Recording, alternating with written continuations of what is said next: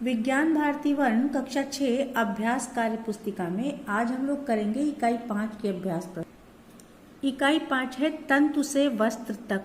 अब शुरू करते हैं प्रश्नों को। पहला है निम्नलिखित प्रश्नों के सही विकल्प छांटिए।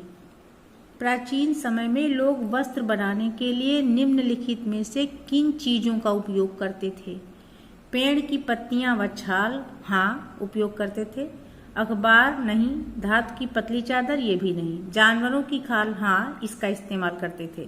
तो इस तरीके से ए और डी सही है। ए और डी, इसका ये फोर्थ पार्ट करेक्ट है। ख प्रश्न है जूट के रेशे पौधे के किस भाग से प्राप्त होते हैं? जूट के रेशे इसके तने से प्राप्त होते हैं, इसका तना सही है। अब ग नंबर का प्रश्न है कपड़ा प्राप्त करने का सही क्रम है। तो इसका पहला स्टेप होता है रेशा। रेशे से धागा बनाया जाता है और धागे से कपड़ा बनता है। सेकेंड पार्ट इसका सही है।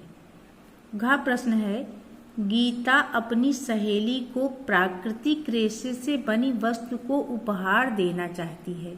नीचे दिए गए वस्तुओं में से वह कौन सी वस्तु का चयन नहीं करेगी? तो जूट का बैग, ये प्राकृतिक रेशे से है, इसका चयन कर लेगी। ऊन की शाल भी कर लेगी, ये भी प्राकृतिक रेशा है। और सिल्क की साड़ी भी प्राकृतिक रेशा है। नायलॉन स्कार्फ नहीं चयन करेगी क्योंकि ये संश्लेषित रेशे से बना हुआ है, इसलिए इसका फोर्थ पार्ट ये सही है। अगला पार्ट है सूती वस्त्र बनते हैं ऊन से नहीं। सूती वस्त्र बनते हैं कपास से। सेकेंड इसका सही है। अब क्वेश्चन नंबर 2 है रिक्त स्थानों की पूर्ति कीजिए। रेशम का धागा, यहाँ धागे नहीं धागा होना चाहिए, खाली जगह से प्राप्त किया जाता है। तो रेशम का धागा रेशम कीट के कोकून से प्राप्त किया जाता है। यहाँ हम सिर्फ कोकून भी लिख सकते हैं और रेशम कीट के कोकून भी लिख सकते हैं, दोनों ठीक है। ख है एकल धागे से वस्त्र बनाने की प्रक्रिया कहलाती है। तो बंधाई कही जाती है एकल धागे से वस्त्र बनाने की प्रक्रिया। ग नंबर है खाली जगह है, यहाँ और यहाँ पादप रेशों के नाम लिखना है। तो पादप रेशे कपास और जूट हैं, तो हम रुई कपास दोनों में से कोई भी लिख सकते हैं या दोनों भी लिख सकते हैं और यहाँ पे जूट भरेंगे। अब घ नंबर है पावर हैंडलूम द्वारा बुनाई होती है। किसकी? सूती वस्त्रों की बुनाई होती है, तो यहाँ पे सूती वस्त्रों की बुनाई लिख दिया। अब है पटसन के रेशे इसके पौधे के तनों से प्राप्त किए जाते हैं, तो यहाँ तनों भर देंगे। अब प्रश्न नंबर 3 है निम्नलिखित में सही कथन पर सही तथा गलत कथन पर गलत का निशान लगाइए। जूट से सजावट की सामग्री भी बनाई जाती है, हाँ बनाई जाती है, इसलिए सही हो गया। पटसन के पौधे 8-10 फीट लंबे होते हैं, हाँ होते हैं, ये भी सही है। अब है काली मिट्टी तथा उष्ण जलवायु कपास की खेती के लिए उपयुक्त है, हाँ सही है। पटसन के बीजों से रेशा प्राप्त किया जाता है, नहीं, पटसन के तने से मिलता है रेशा। नायलॉन, पॉलिएस्टर और रेयान प्राकृतिक रेशे हैं, नहीं ये संश्लेषित रेशे हैं, इसलिए ये भी गलत है। चौथे प्रश्न में स्तंभ का को स्तंभ खा से सुमेलित करना है। जैव प्रौद्योगिकी द्वारा विकसित कपास की कीट प्रतिरोधी प्रजाति होती है बीटी कपास, तो इसको ऐसे मैच कर दिया।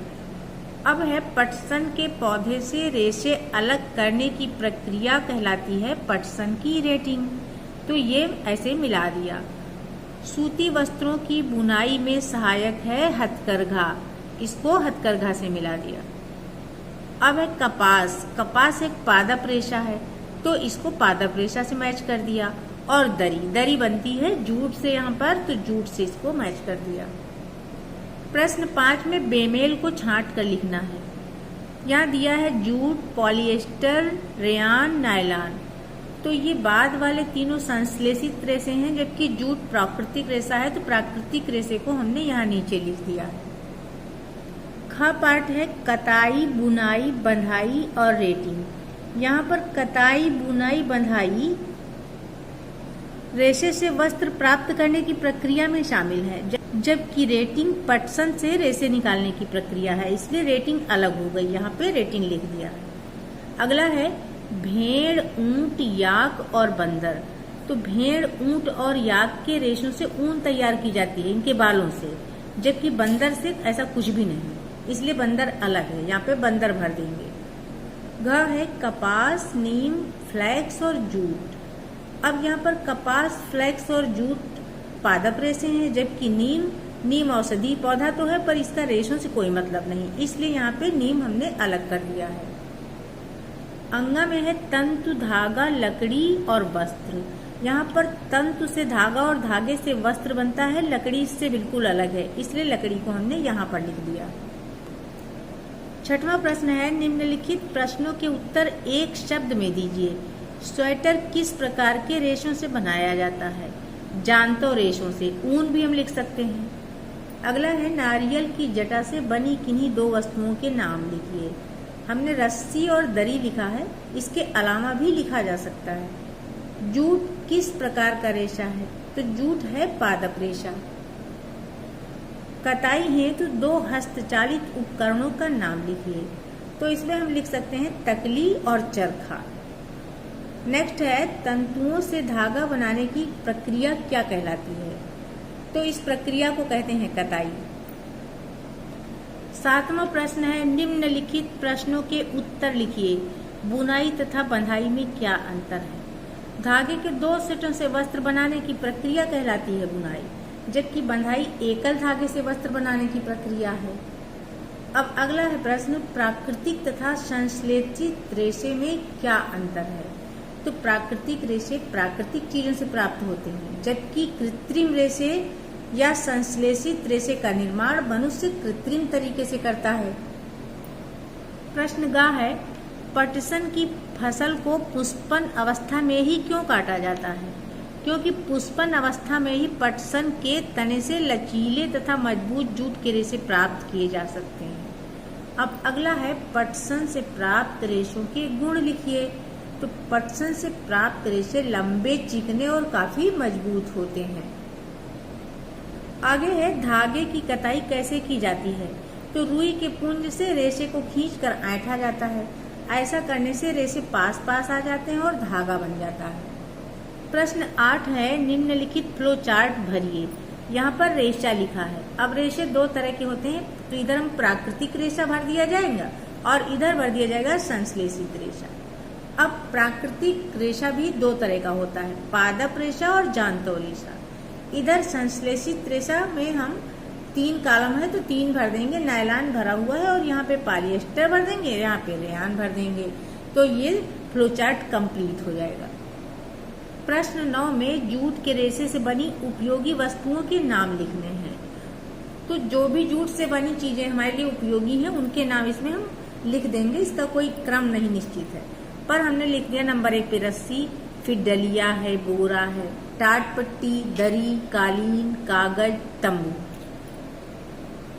10वां प्रश्न है नीचे दिए गए रेशे पौधे के किस भाग से प्राप्त होते हैं? ये रेशा अब फ्लैक्स किससे मिलता है? तनों से। और ये नारियल जटा है, नारियल जटा फलों से मिलता है। अब इधर आते हैं जूट मिलता है तनों से और रुई मिलता है बीजों से। 11वां प्रश्न है नीचे दिए गए चित्र को देखकर निम्नलिखित प्रश्नों के उत्तर दीजिए। यहाँ पर ये चित्र हम देख रहे हैं कि ये कपास के पौधों का चित्र है, इनमें से रुई निकाली जा रही है। अब हम इससे संबंधित प्रश्नों का उत्तर देंगे। तो यहाँ पर क नंबर का प्रश्न है उस रेशे का नाम लिखिए जो उपर्युक्त पौधे से प्राप्त होता है।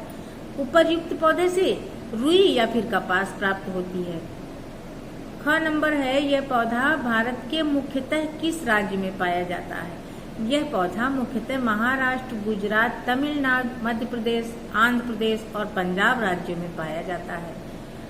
अब है इस पौधे को उगाने के लिए किस प्रकार की मिट्टी उपयुक्त होती है? तो इस पौधे को उगाने के लिए काली मिट्टी उपयुक्त होती है। अगला है यह पौधे किस ऋतु में उगाए जाते हैं? तो इस पौधे के बीज बसंत ऋतु के पूर्व बोए जाते हैं।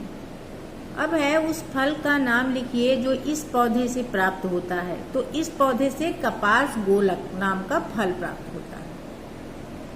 12वां प्रश्न है, निम्नलिखित संकेतों की सहायता से दी गई वर्ग पहेली को हल कीजिए। पहले हमें वर्ग पहेली में बाएं से दाएं चलना है। नंबर 1 पे है पौधों से प्राप्त रेशा। अब हम वर्ग पहेली को देखते हैं। यहाँ पर नंबर 1 में यहाँ पे सा लिखा हुआ है, तो हम इसको पूरा करने के लिए कपास, तो कपास हो गया पौधों से प्राप्त रेशा। नंबर 2 है धागे से वस्त्र बनाने की विधि। तो धागे से वस्त्र बनाने की 2 विधियां हैं, बुनाई और बंधाई। उन्हीं में से हमें एक को लिख देना है। अब हम देखते हैं इसको वर्ग पहेली में। अब वर्ग पहेली में बाएं से दाएं चल रहे हैं। ये नंबर 2 लिखा है, ई यहाँ पे लिखा है, तो हमने यहाँ पे बुनाई लिख दिया है। 3 नंबर पे है हाथ से प्रचलित कताई में उपयोग होने वाली युक्ति।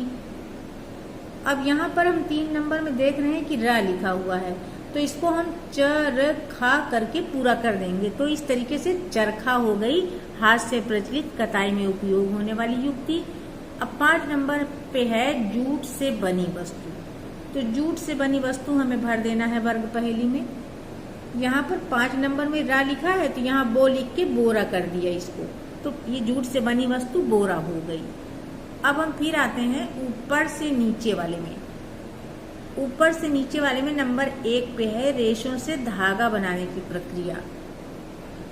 ये यहाँ ऊपर से नीचे 1 नंबर में ई लिखा है, तो कताई लिख के इसको पूरा कर दिया। और ये देखिए कताई यहाँ भी लिख दिया ताकि समझ आ जाए। अब है एकल धागे से वस्त्र बनाने की प्रक्रिया। अब 2 नंबर ऊपर से नीचे चलना है, ई लिखा है। अब वहाँ चूंकि हम बुनाई लिख चुके हैं, इसलिए यहाँ पे बंधाई लिख देंगे। दोनों ही धागे से वस्त्र बनाने की प्रक्रियाएं हैं। 4 नंबर पे है पटसन पौधे के तने से प्राप्त रेशा। अब इससे जूट प्राप्त होता है। 4 नंबर पे अब हम नीचे वर्ग पहेली में देख लेते हैं। तो ये जू और यहाँ पे ट भर दिया, जूट हो गया। अब लास्ट है संश्लेषित रेशा है। वर्ग पहेली में 6 नंबर पे ये ला लिखा हुआ है, तो इसको हमने पूरा कर दिया नायलॉन। यहाँ पे भी नायलॉन लिख दिया। इस तरह से चैप्टर आज कंप्लीट है।